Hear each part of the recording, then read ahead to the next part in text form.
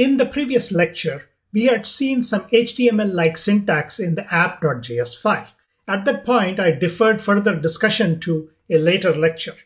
Now, I will introduce you to JSX, or the JavaScript extensions, which is what you actually saw in the code in app.js file. Let's learn a little more details about JSX. Now, I will give you a brief introduction to JSX in this lecture, but as we go along in the rest of the lessons of this course, we will examine more and more details about JSX as and when we encounter them, and then learn them in the context in which we encounter more about JSX. As we saw in the previous lecture, we introduced a React element which looks like this. And obviously, one look at it and you're probably wondering, what is this HTML doing inside my JavaScript code here? We have never seen something like this before, where HTML code gets engulfed inside my JavaScript code. And so this is the special syntax that React uses when it expresses the various React elements. Let's examine this in a bit more detail.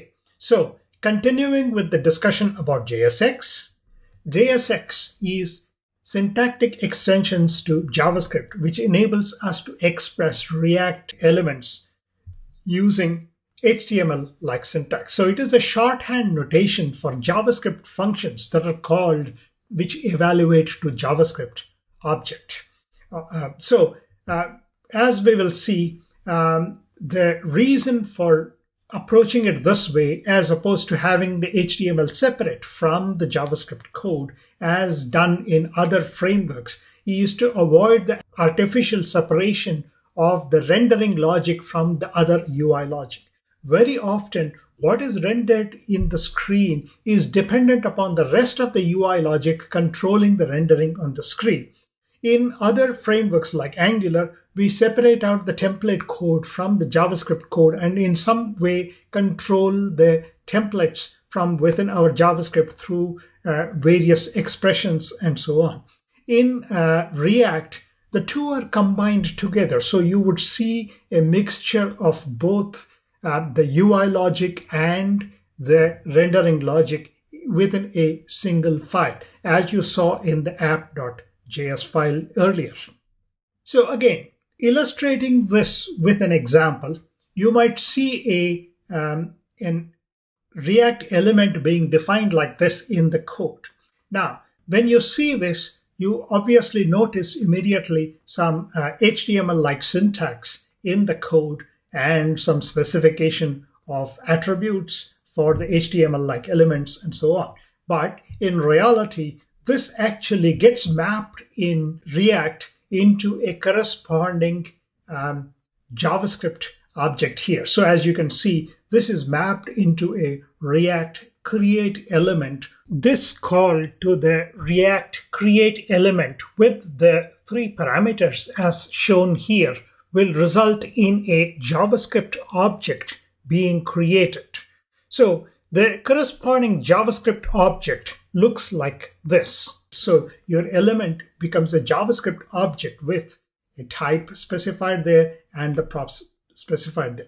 Many of the standard HTML tags have corresponding React components that are already defined, predefined React components, and hence we are able to use them freely within our React code.